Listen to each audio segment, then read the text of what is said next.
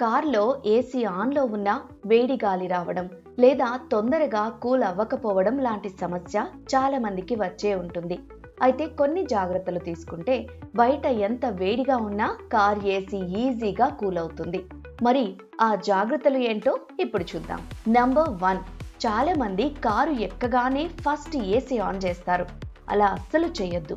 Car లోపల ఉన్న వేడి గాలి బయటకు వెళ్లేలా ఏసీ ఆన్ చేయడానికి ముందు 1 నిమిషం పాటు కారు డోర్లు లేదా మిర్రర్లు ఓపెన్ చేసి పెట్టాలి.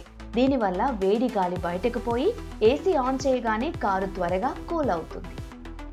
నంబర్ 2, కారు స్టార్ట్ చేయగానే ఏసీని ఒకేసారి లో టెంపరేచర్లో పెట్టకండి. ఫస్ట్ కారును మూవ్ చేయండి.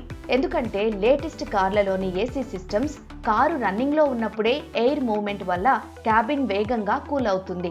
కారు రన్నింగ్ లో ఉన్నప్పుడు టెంపరేచర్ను క్రమంగా తగ్గించడం వల్ల ఏసీ కంప్రెషర్ పై లోడ్ పడకుండా ఉంటుంది. Number 3, recirculation mode. బయట వేడి గాలి, పొల్యూషన్ లోపలికి రాకుండా కారు లోపల చల్లటి గాలినే మళ్ళీ సర్క్యులేట్ చేయడానికి ఈ బటన్ను నొక్కండి. ఇది ఏసీ కూలింగ్ ను పెంచుతుంది. అయితే లాంగ్ జర్నీ చేసేటప్పుడు మాత్రం మధ్య మధ్యలో కాసేపు ఈ మోడ్ ఆఫ్ చేస్తే లోపల ఎయిర్ క్వాలిటీ పెరుగుతుంది. Number 4, smart parking. కారును వీలైనంత వరకు నీడలోనే పార్క్ చేయండి. ఒకవేళ నీడ లేకపోతే విండ్ షీల్డ్ కు సన్ షేడ్స్ పెట్టండి. దీనివల్ల క్యాబిన్ టెంపరేచర్ చాలా వరకు కంట్రోల్లో ఉంటుంది.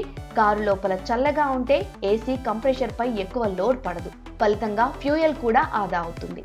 Number 5, AC system maintenance. Car AC filter ను రెగ్యులర్ గా క్లీన్ చేయించుకోవాలి.